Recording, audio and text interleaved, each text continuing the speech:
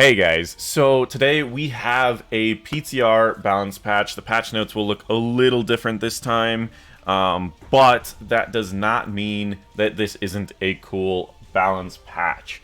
I call it a balance patch. It's not really a balance patch. There are a couple balance changes, but not too many. This is a new, I guess, season change, and thank you, Malwarebytes. This is a new season change. They are giving us a new Nexus Anomoly. The last Nexus Anomoly gave us the dropped experience globe, so don't expect anything too crazy out of this. Possibly it's just a change to change things up a little bit. The Nexus Anomoly that we are getting is called a Call for Help, and I'm just going to make this simple and say they're putting it into the League of Legends style of turrets and forts, cores, everything like that. They're making it to where if you attack a hero near a turret, then the turret's going to shift and start attacking you. There are pros and cons to this. One of the pros to this is that if you are on defense and you are trying your best to defend on a fort against someone who's just hitting the fort or hitting or diving you, then now the fort's going to attack them, slow them down, and make you a much better target. There are cons to this. For heroes that can take the core shots and still heal through it, sometimes it's better to tank for something else. So say, for example, you have like weaker camps that are going to get some value, or you've got some summons that do a lot of damage to something, but they die quickly, like Malfurion's Treant, for example, or the turrets from Gazlo. Those do a lot of DPS, but they die very quickly. So you could actually have if you're defending against something and they have like a Joanna, something that can eat turret shots for a long time, they could purposely hit you with their shield glare, start tanking the turret, and now all of those summons are going to be able to do DPS to the structure, and they won't die. So it can be a good thing on offense and a bad thing on offense. It could be a good thing on defense and a bad thing on defense. So, what I like about changes like this is when it adds more strategy to it, and this is going to add a ton of strategy on defense, because if someone's using something to damage the fort, you could go in and take a hit by it, and then now it hits them, they have to walk away, and you just gained a huge advantage as far as defense goes. And same thing, their strategies on offense. Let me cover a lot of these changes so that you can see the major pieces of it. So cannon towers, forts, keeps, cores. A beam's going to tell you where they're attacking, and then whoever gets attacked, it goes to that. Bright beam indicates it.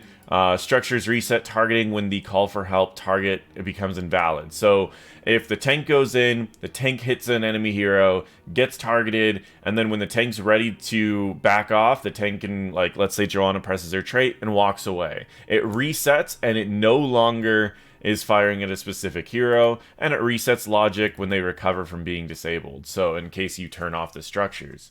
Cannon towers. When they hit a hero, they do 10% more damage, and they're going to reduce the hero's armor by 40%. So that is or by 40, which means you do 40% more damage to them. So that's kind of the one way to deal with someone who thinks they can just tank the tower for a long time. Because now, if you try to have like someone tank the tower, they're going to get squishy. A Joanna that's taking essentially 50% more damage from structures and 40% more damage from everyone is a Joanna that can blow up really quickly. So just because that is a strategy, it's going to be a very high-risk strategy. Cannon tower attacks reduce enemy hero armor by 5. Fort and keep attacks reduce enemy hero armor by 10. So it's going to be pretty major. I'm so sorry. Cannon tower reduced by 5, negative 40. Attacks reduce hero armor by negative 40. I don't know, weird. Let's just say that your armor is going to be reduced when you get hit by forts, keeps, towers, all of that. The new core is going to be a little bit more difficult to deal with. You can still rush it down at similar times, but you're going to need to be paying attention. So Battlefield of Eternity is going to be doing frozen orbs, doing 5% of your maximum health, and rooting people. Blackheart Bay is going to be firing off cannonballs at you to defend. Brax's Holdout is going to be shooting missiles at everyone. Cursed Hollow is going to spawn curses. If they're cursed, they take 5% max health as damage, and their armor is reduced by 75 for 4 seconds. If you get cursed, you are going to be taking so much damage. Then we have Dragonshire. Every 6 seconds will throw 2 boulders at people. If you get hit, you get stunned for longer than a Varian Taunt. Garden Terror, every 5 seconds it'll shoot seeds out. When the seeds explode, heroes are polymorphed for 3 seconds. Let's just say that the cores are going to be deadly. What I'm seeing from all of these changes is that I'll finish through these really quick. Hanamura, every 8 seconds, the core fires 2 missiles, 5%, and slowing for 70%. Infernal Shrines, every 8 seconds, the core will spawn 2 volleys of frozen orbs. So Infernal Shrines, let me double check Battlefield of Eternity. Yeah, both of those are frozen orbs. Sky Temple, every 23 seconds, the core will spawn 2 sets of 6 tornadoes which swirl around, dealing damage and knocking people back. Tomb of the Spider Queen, every 5 seconds, they will shoot a death wave, dealing 5% max health and slowing for 70%. Volskaya, every 6 seconds, the core will shoot 3 rocket fists, dealing damage and knocking people back. And remember that this knockback is not like a slow knock. It's not like a one-time knockback that's just a little annoying. It's like it hits you and it drags you very slowly away. And then Warhead Junction, every 18 seconds, launches a nuke, dealing 30% max health. So these are all pretty impactful if you get hit by them. Naturally, they're going to be probably showing an indicator. You move out of the indicator. But when you're fighting an enemy hero, this is going to make tanks much better at defense. Normally, it was pretty much an assassin had to kill off the targets, or they would just push endlessly. Now a tank can just like stun someone long enough for them to get hit by the map mechanic, and if they get hit by the map mechanic, boom, they're rooted for a long time. They take 5% of their max health, and they're getting still hit by the core. So core fights are going to be much deadlier for people, and they are going to be absolutely terrifying. What these are doing in here, in the meta, is this is going to make the defense of the game much harder to bypass. You're not going to be able to just walk through and dive enemy heroes. You're not just going to be able to blow things up. There's so many things that you're going to have to do to adjust when you want to actually push. But this is also going to make teams that have calculated pushes much more impactful. Because what this is saying is it's saying, oh, well, we need to end on the objective more often. But if your team knows when to end without an objective, you're still going to have a good 2 to 3 times as many opportunities to end. So it's really going to come down to calculated pushes. It's going to be harder to end on like 3 people alive when there's 1 person alive on the enemy team. But it's going to be about the same. If you team wipe them around level 16 and there's a keep almost dead, this is still a good time to just go end the game. So the good teams are going to be able to show their stuff here with their coordination, but this is really going to slow down the average Storm League game. As far as General Mastery Rings Tier 3 have arrived, AI, there is new AI, a bunch of new AI stuff going on, so they're explaining all of the different changes with that. Their goal is to make AI just a little bit more reasonable if someone leaves on your team, and probably a little bit more reasonable if you're going against 5 AI when you're like learning a new hero or something. This is a really cool change. It's unexpected.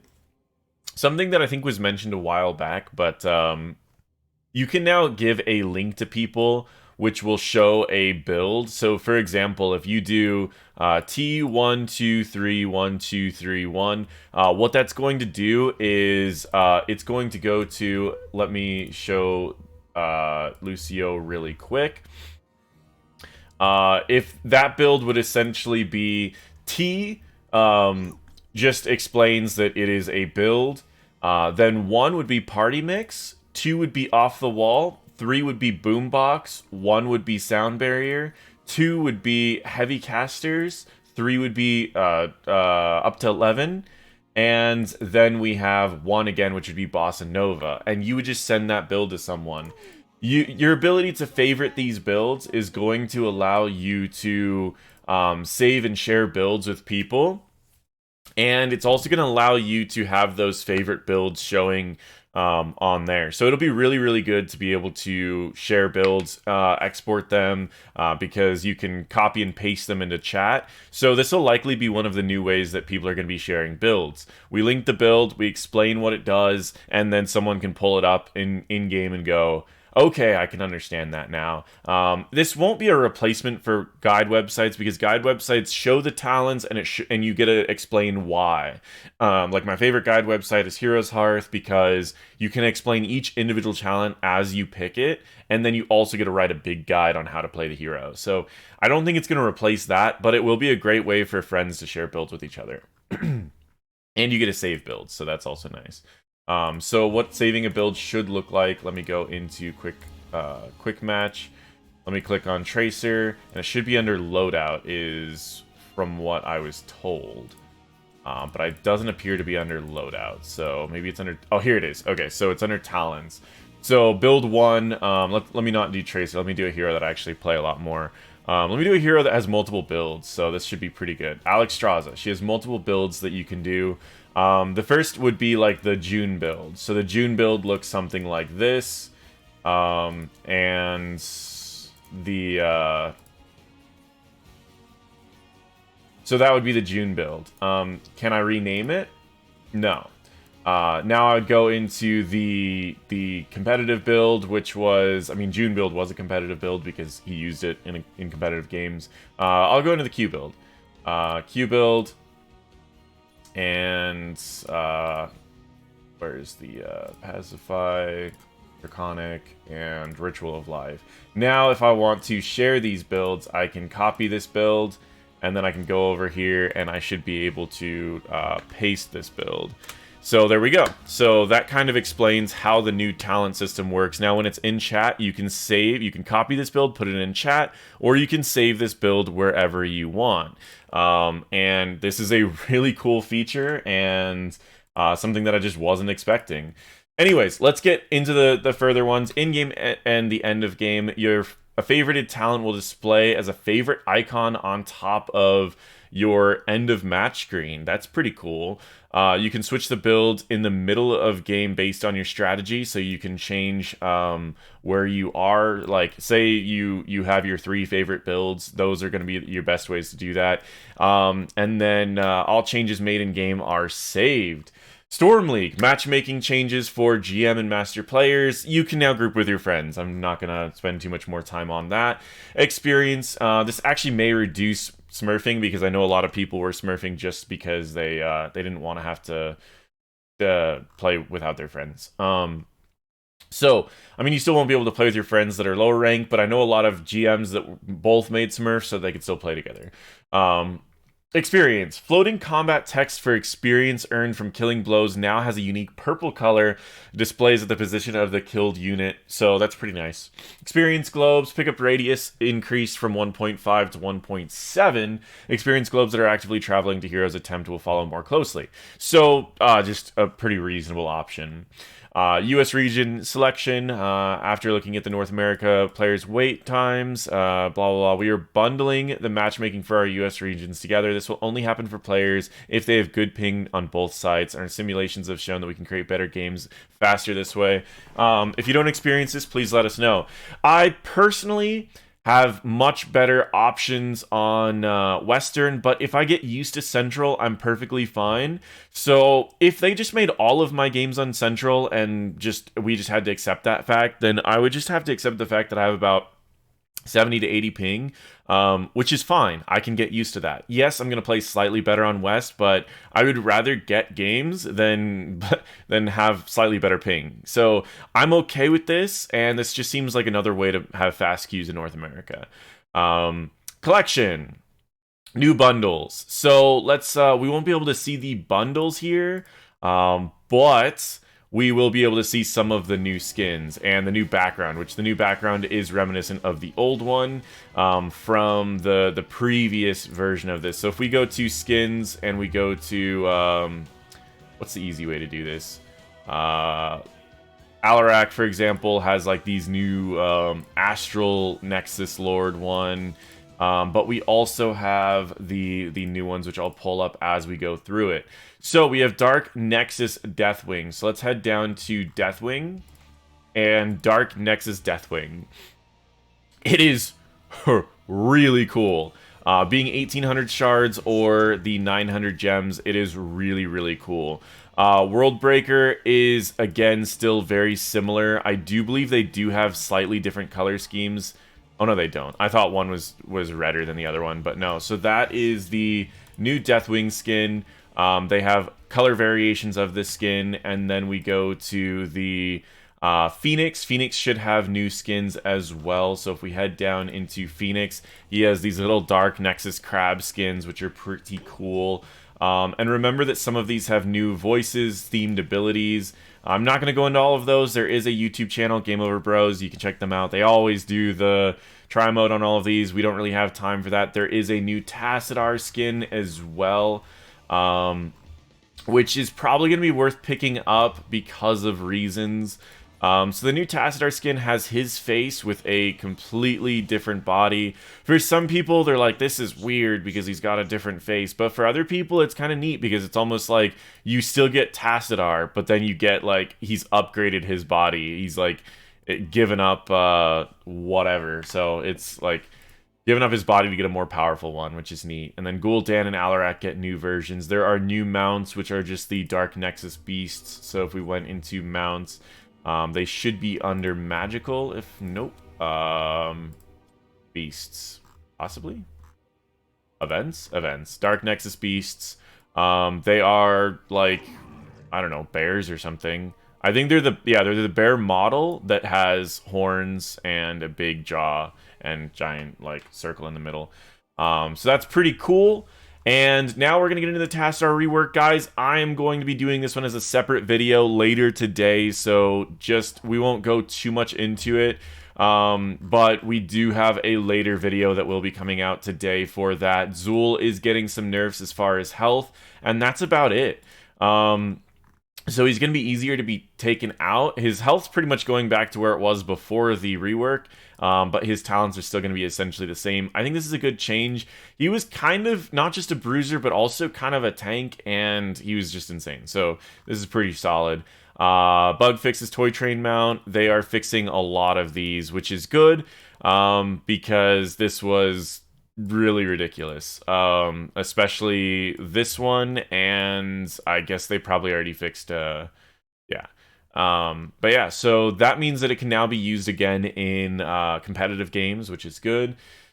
Then, as far as heroes go, these are just some issues, just bug fixes, nothing too unreasonable, and that is the major change. What I will say about Tassadar's rework is, I'm just going to read this at the bottom. We've been teasing the rework for a long time, was previously considered a support hero. We felt there was a disconnect between the kit, playstyle, and the core fantasy of a High Templar or the other Protoss magic users. Because of this, we've reimagined him from the ground up as an ability-based ranged assassin, similar to characters like Kael'thas, Gul'dan. He retains his Psionic Storm, Force Wall, and Archon abilities, but he's gained 2 new abilities, Shock Ray and Black Hole.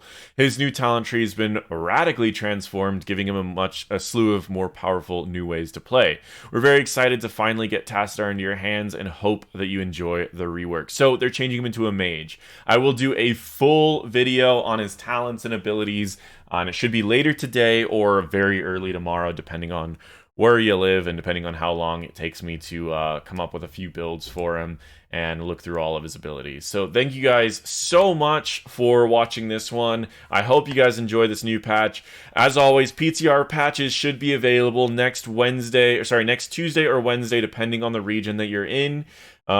Which means if we were to pull up the calendar, it should be available on the 14th and 15th of next week. You can go into PTR now and play the new Tassadar, but honestly, there's probably not going to be enough people playing to really see what the new Tassadar does. So you can play just to help people play the Tassadar, and you get a few gems on PTR by doing so.